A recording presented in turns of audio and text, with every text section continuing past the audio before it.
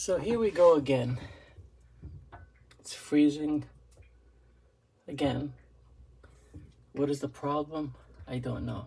I changed the sensor. The fan is working.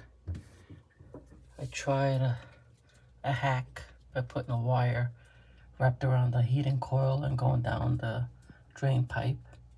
It doesn't seem to work.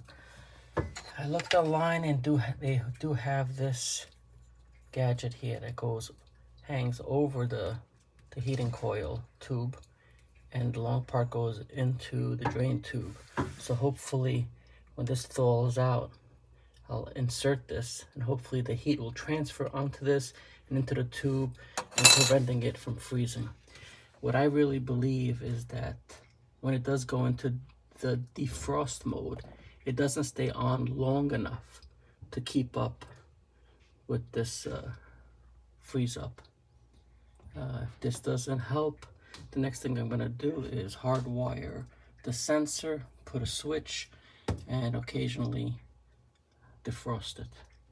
All right, I hope this works. I'll keep you updated. Thanks for watching.